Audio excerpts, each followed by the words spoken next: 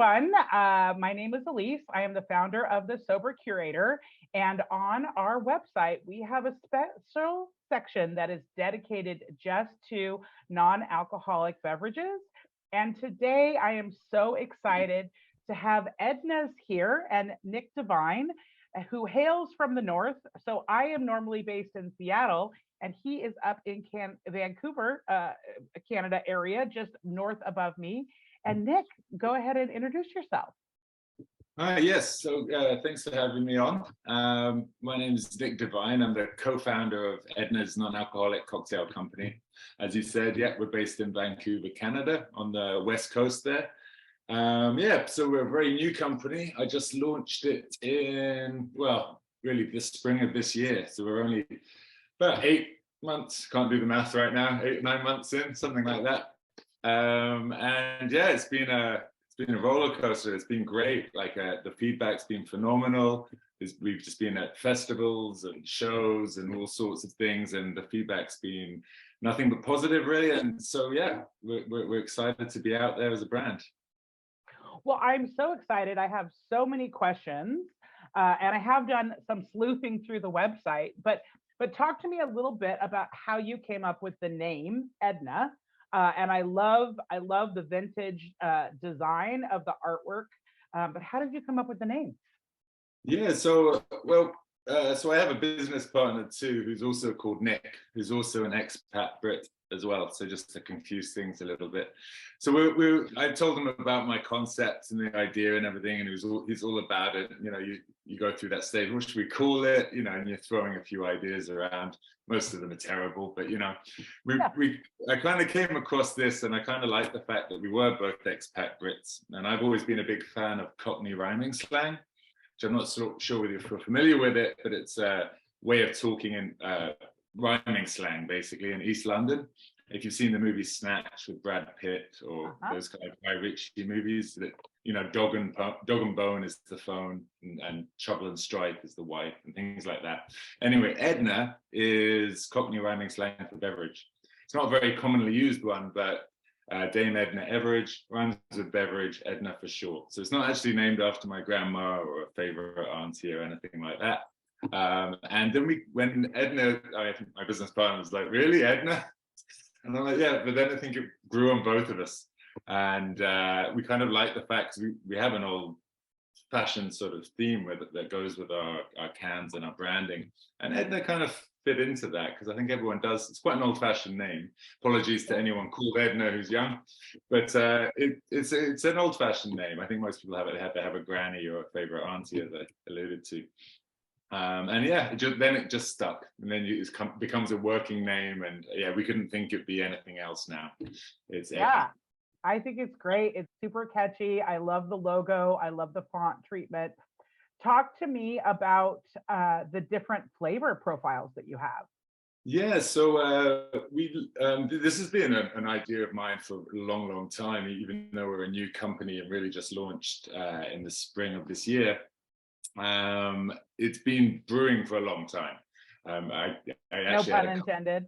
Yes, the company, there was actually a beer cocktail company, so a low ABV cocktail company a while back, and one reason or another, it ended up being like some weird taxation thing here in BC, and it never really got off the ground. But it's actually the same 4 core flavors. I just thought they really work in this format. Like, I've been a bartender for nearly 30 years, and particularly a cocktail bartender. And so I wanted these highball style cocktails, and I just thought they were a really nice grouping of different flavor profiles. So we have 4 altogether. We have a mojito, which everyone's pretty familiar with that one. A paloma, which is a cousin of the margarita, more grapefruit based, a little longer. A mule, not a Moscow mule, because vodka, when it's de-alcoholized, is pretty much nothing. So we actually have a whiskey mule. So it's got a bourbon whiskey in there, extract, obviously 0 alcohol. And then we have a Collins, which is an old favorite of mine. And that's traditionally a gin cocktail with, lemon juice, a little sugar and soda. So yeah, so we have that one. We've got a bit of cucumber in there too. So yeah, with all 4, they all follow a similar formula, where we use de-alcoholized spirit extracts in all of them. So you get some aroma from the spirit, but without the alcohol. These are quite common these days. Things like Seedlip actually do de-alcoholized spirit. So basically all I use is the de-alcoholized spirit, put it in an extract form, and then, because all I want it for is that little bit of aroma. It just adds a little bit of extra to the drink, another little layer. And then I almost mimic the alcohol by using shrubs, which are fruit drinking vinegars. We make, and it just adds a little acidity on the end and a little bit of bite, and it kind of makes you want to come back for another sip. And then we use all natural juices, oils, extracts to give, without preservatives, additives, anything like that nasty. And yeah, I wanted to make them as close to the real thing, and I think we've done a pretty damn good job of it. I'm so excited to try them. And what I love is that there's inclusivity that comes with your beverages, right? Because for someone like me who doesn't consume alcohol, I can enjoy one of those over ice. But also if I have a friend over and they do want to mix it with an actual alcohol, it works just as well, right? So there's some inclusivity there. Absolutely. I mean, primarily, it is a standalone, alcohol-free virgin cocktail, whatever you want to call it, that has a bit of character, has some layers. It's a big step up from just a fruit juice and soda or a pop, you know. Yeah. We put a lot of care and love into trying to do it. Because once you take the alcohol out of a cocktail, you know, you're missing a big part of what that cocktail is. So we've tried to emulate that by using natural things and keep it alcohol-free. So that's what it is first and foremost. But we also thought, you know, the non-alcoholic market, although it's a very big growing segment, so well, why would we not look into the drinkers as well and actually have a really premium mixer that potentially they could mix and add their own alcohol and in essence control the quality and quantity, which you can't with other RTDs. You're forced to drink their quite often subpar alcohols. So yeah, and you know, you could have a low ABV one. You could, you know, you can play around with it. The Paloma works great with beer, for instance, if you want a Radler style. And again, that could be non-alcoholic beer or alcoholic. So the versatility of these was very important to me, and I did account for that. Hence, they're all citrus-based, so they lend themselves very well to mix into. If you had to pick a favorite, could you? Well, I'm not allowed to because they're all my babies, but. The Paloma is usually my go-to, but right now when it's a bit colder out, I think the Mule kind of fits the bill because it does have that. We've got a little bourbon whiskey extract in there, so you get a little whiff of that and the aroma off the top, and then we've got it's more of a toasted ginger profile, and then you've got this citrus in there too. So it kind of suits this time of year a bit more, but yeah. All of them are delicious, and they all follow a similar formula. So I think if you like Edna's, you'd probably like all of them, unless there's a particular flavor profile that isn't your thing, like whether it's, I don't like mint. But generally, they're super well received. And what are your plans around distribution? I know you can get them through your site. I know there's some places locally in your area you can pick them up, but what are your bigger plans? Where do you hope that Edna's goes? Yeah, good question. Good question. I wish I knew all the answers. So far, we are brand new, so we're really just half a year in, effectively. Haven't even got to the end of our first year. We just recently got the ability to distribute across Canada, which is no mean feat, so that's great, but that doesn't really help you in the States. It doesn't help me in Seattle. No, Nick. No. I need it to come my way. Right now we've got e-commerce sorted for Canada. I think you could get it in the States, but it'd probably be quite expensive for shipping and that kind of thing at this point. The company that we are distributing with in Canada is called UNFI. They're a natural food distributor. They also include beverage. They're also, I think they are actually an American company. So they do have distribution across the States also. So I'm hoping that the fact that we're distributing nationally in Canada means that'll open the door to us distributing in the States. And we are thinking, we realize what a huge market it is down there. I mean, you have 10 times the population than we do in Canada in somewhat less area, and so it is very much in the forefront of our minds to get down there soon. And yeah, You're just going to have to watch this space at this point. I can't give you any black and There's white there's answers, so much happening in your space. I feel like every other day I see a headline of it, whether it's a new company that's launched, but more so the headlines that I tend to follow are the ones that really show that the sober curious or even the Gen Z, they're just not consuming alcohol like say Gen X and baby boomers did yeah, or do, right? And so there is this like health conscious movement that's happening coming out of the pandemic where people still want to enjoy a classy adult beverage. They just don't want the after effects of making it feel different or being hungover the next day. absolutely. And I think, yeah, as you said, it seems to be every page you turn in a magazine or a headline, there's something about that. I think it's gathering steam. I think it's going nowhere but up. So yeah, that's why I feel we've come in at a good time, nice and early to the markets, and yeah, we are looking to get bigger. I mean, yeah, I'd love to be in this. Tell you, we'll be in the States tomorrow, but it takes a little bit to kind of get there, and we're quite a small company at this point. So yeah, we just have to take it in good time, but we're hoping to be down there with you guys very soon. So how you are a small company, so tell me a little about I love listening to business owners talk about their babies, talk about their companies, and how many employees do you have now? Well, we're still very much on the small side. It's pretty much me that runs everything day to day. I do all the creative, I oversee all the production, I oversee all the sales and pretty much everything. I got a business partner, as I said before, Nick. He's actually got another thing he does as well. So, but he kind of oversees. He's more the CEO, makes the big decisions.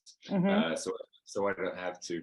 And then we do have someone who's doing some marketing for us on the side. I've got someone who's now just been taken on to help me just maintain the accounts that we have, because I found that just takes up a lot of my time. So I've put a bit of help in that. I've also got someone who's helping me with sales in BC locally. And we've got a few advisors that help us along the way to try and get us into some of the bigger chains and what have you in the grocery world. So yeah, we're like that. We're at that point where we need sales to get bigger so we can take more people on, but we take people on to get those sales to get bigger. So it's an exciting time because it's obviously growth. It's the growth. Well, 9 months in, that's how long it takes to grow a real baby. So like now you're really ready to like get after it, right? Yeah, absolutely. And having the ability now to be able to accommodate people across Canada, as far as Newfoundland. That's huge. Yeah, that's huge. We 1 month ago we weren't able to do that. We'd have to say, we can't do that right now. Now you're asking me about the States, and I'm saying right now, can't do it right now, but I'm hoping it's sooner rather than later that we'll be able to say, yes, you can. And yeah. So are there any whisperings of sober bars coming to the Vancouver area? I have heard I've heard of a couple that are in the pipeline, but I don't think they've opened yet. Yeah. That said, I've been so overwhelmed with Edna's stuff. Like I'm not that aware of what's going on. What else is going on? Yeah. When do you sleep, by the way? Do you sleep?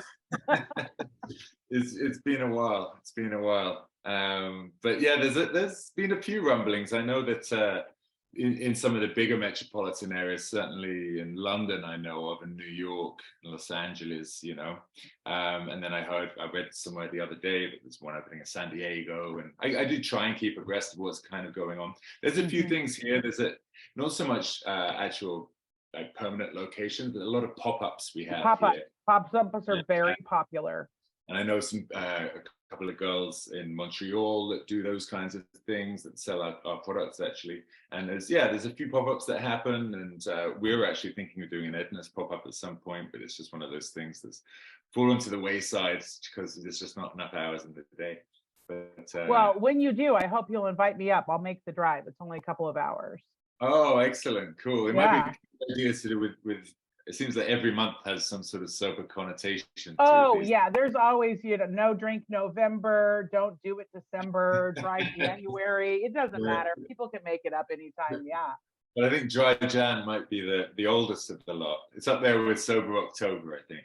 It is up there with Sober October. Yeah. Dry January, maybe it's be a good one to do it in. But yeah, I'm running out of time to organize it. But hopefully so. But yes, I'll definitely let you know when it happens.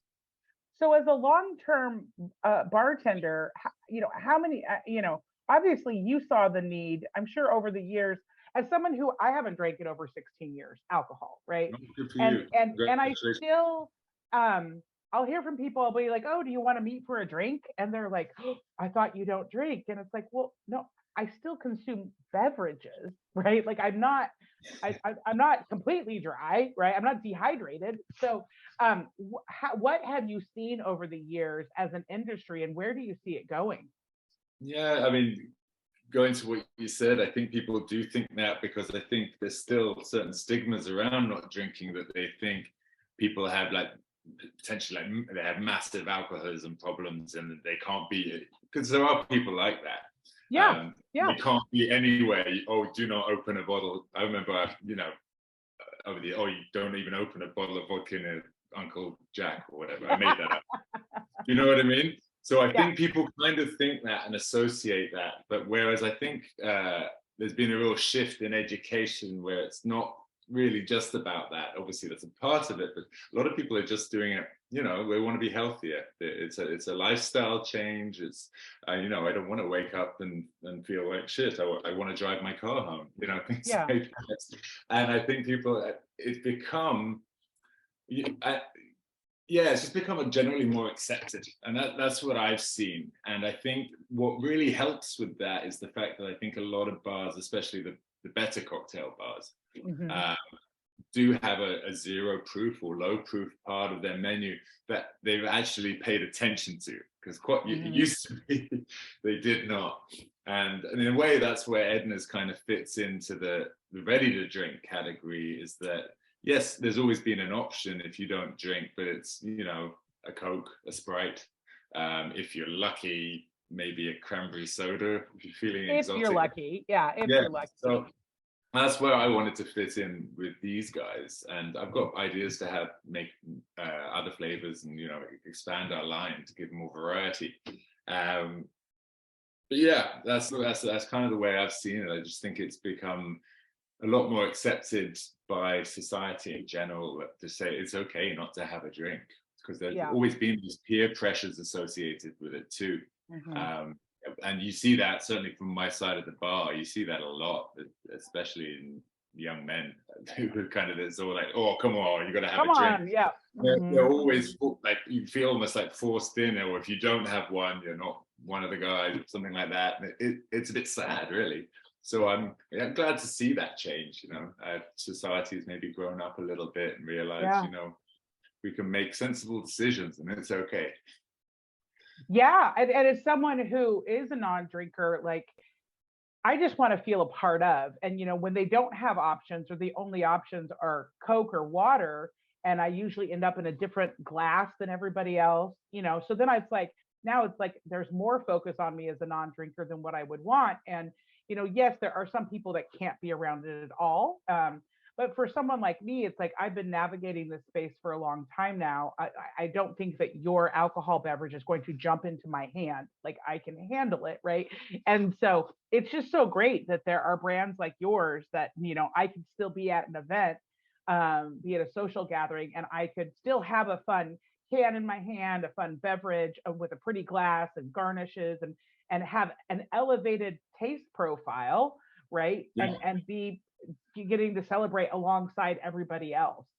Absolutely. Yeah, absolutely. And that's what we feel we're more of an elevated non-alcoholic experience, just to be able to give that option to people. And we've been quite well received, and obviously retail and grocery going forward is where we'll obviously hopefully most of our numbers, but it's been vitally important to me to really, and I'm from the on-premise world, being a veteran bartender, the places like pubs that are high volume, nightclubs, high volume restaurants where they're more about, look, I want to get drinks out. Those kind of places, they've been really appreciating this, because all they have to do is crack it, pour over ice. They can even pop a garnish in it.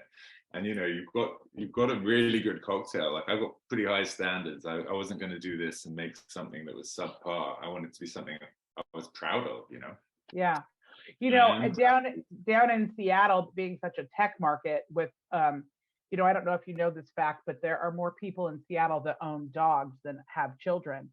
And so I would think that your brand would do really great at dog bars. Those are popping up everywhere, whether they're on rooftops or wherever.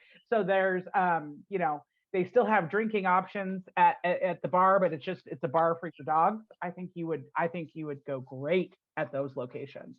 I've never been to a dog bar. I'm excited. Oh, there's like 3 of them in Seattle. Yeah. I'll get you. Oh, yeah. As soon as you get into the States, I can lock Seattle down for you, Nick. I can help you out. Excellent. I'm excited to get out there. I mean, we've for obvious reasons been concentrating on Vancouver and the surrounding area because we've had to. Yeah. Now we're getting out there in Canada, and we are exploring options to go to the States, and we may end up even manufacturing down there because it might make more sense. We're keeping all options open. And the good thing about having a business partner like my friend Nick, who I've known for a really long time as a friend, and it makes a real difference when you enjoy who you work with. We always said, look, if this ever stops becoming fun, let's just not do it anymore. And that's the thing, we keep it fun all the time and make sure. Well, you can see that with the branding. Yeah, I was excited. The branding, actually, friend of mine, Alex, who's a local designer and restaurateur, he nailed the logo literally in one go. He gave me 3 options, and I'm like, number 2. That one, I'll pick that one. And then another local artist, he did the watercolors for us for each of the cans. Love the watercolors. I think those are so clever. And if you were to do a pop-up and people could come and do a paint and sip, and they could also recreate their own watercolor while they're drinking, I think that would be super fun. I'm gonna write that down. I've got all kinds of ideas over here, Nick. I'm just really, I was so excited to talk to you today. What was the question that I was just going to ask? I saw that you were featured in Vancouver magazine. That's really exciting. Has there been other press that you got that you weren't expecting you were going to get so soon? Yeah, for sure. I've been quite fortunate, especially locally here, because I was quite well known in the bartending world I'm still kind of in it, but when I was in it, so I managed to get quite a lot of press just from that. And I knew someone at Van Mag, and then I found out they were doing an awards, the Made in Vancouver Awards for artisans, and literally, I think I saw it, and I was like, should I enter this? And it didn't cost a lot, and I was just like, I may as well. So we entered the mojito and ended up winning best drink. We'd literally only been selling it to the public for about 3 weeks. So it's all wow. It won best drink of 2022. So we're super excited. I mean, it's great to get an accolade that early on. And yeah, we've got a bit, been on at CBC, which is one of the national stations here, and the Globe and Mail picked us up, the newspaper, and tried to get what we can, and again, we're a young company, so we're trying not to pay for people to write about us. Right. So we've been trying to get it for merit, which is always a bit tougher. It is, but I mean, that's where you'll get a real loyal audience, right? Like the universe is a pull system, not push. And so when people are drawn to the quality of your work, they will become a lifelong customer versus when you're pushing things out and paying for ads here and there. And I can say that as someone who just left I sold advertising for 25 years. So I've just recently left the industry. And yes, I'm not saying all advertising and marketing is bad, but that natural organic reach that you can get just from being an amazing product, that is aspirational and something to focus on. Oh, well, thank you. And yeah, we're excited to get out there, and hopefully everyone feels the same and enjoys the product, and can just allow it to kind of grow more organically. That'd be awesome. Yeah. And now the cat behind you, what is the cat's name? I'm guessing not Edna. That one's Oscar. Oscar. So I didn't see who was up there. Just having a clean. Just having a little clean, yes. Do you have more than one cat? Hopefully it doesn't get too graphic. It's okay, I can like block it out or something. He's got a brother called Felix. They're Oscar and Felix. adopted. Yeah, they're odd couple. They were actually named by the people we adopted them from, and we thought, they've got nice rings to it. Why change it? Because my kids were going to name them something dreadful, so we thought, let's just keep Oscar and Felix. That's fun. Well, do you have any other updates or things coming that we should be on the lookout for? Right now, I mean, it's all just kind of gearing up to Christmas time, so we're doing a lot of just trying to get out there, do sales when I can. Obviously, as we've grown, there's been lots in terms of our production as well. So we actually co-pack or co-manufacture. So we're using another facility. So, when you grow and when you first do it, little things, and you're tweaking things all the time. So it's taken up quite a lot of my time. I'd love to free myself up to be able to do more sales. And I think that's when we're going to come out fighting in the new year. So I have, little recipe tweaks and things like that. I actually managed to reduce the sugar contents a bit, which that's great. We're happy about. Like we use real cane sugar as opposed to the high corn fructose and all that kind of thing. And we're currently on average about 25 grams, and I've managed to reduce it to 21 grams of cane sugar, which is great. And then and still protects the taste. Yes, that was paramount, and it was playing around with the shrub and the levels. We pulled back the shrub a little bit too, and so we're super happy with the results. And managed to reduce the sugar, so the flavors are still very full. And that's fantastic, because that's been my one concern. I'm all for this non-alcoholic beverage movement that's happening. I think it's fantastic, but a lot of them are so high in sugar that it is also like, I don't want to have more than one because there's so much sugar. So that's so great to hear that that's an issue that you're addressing. It was a thing, and I thought, 25 grams of cane sugar, it sounds like a lot in a 355 ml can or 12 fluid ounces for you guys. But when you compare it to other things like the Pellegrino, the flavored Pellegrinos, like the arancetta, the limonatas, and that kind of thing, they sit at around 31 grams of sugar, and Coke's obviously 39. So with 25, we thought we were pretty good, but that's still, great. We managed to tweak it down. I've got it down to 21 grams of cane sugar, and then whatever's the natural occurring sugar in it, because we use citrus juice in all of them as well. So there is obviously natural occurring sugars in those. But yeah, we managed to do that. So what I'm really excited, I think we finally nailed no more tweaking, recipe is good. And and that'll kind of come in circulation over the next couple of months. But yeah, it means I hopefully be able to free myself up and concentrate more on sales and going to shows and really getting it out there beyond the Vancouver borders, When did they do the food and wine or food and drink festival up there? So there is a couple. The CHFA was a big one we did. We did it very early on. It was in the late spring here in Vancouver. And it was kind of post-COVID, so it was the first big one. And it was great, and that's where we actually made a lot of contacts, including UNFI, which is the natural food distributor. Took a while since then to actually get in there and going, but we're there now, so that's great. Sorry, what was your question again? Oh, the food and the festivals that are up there. I'm not.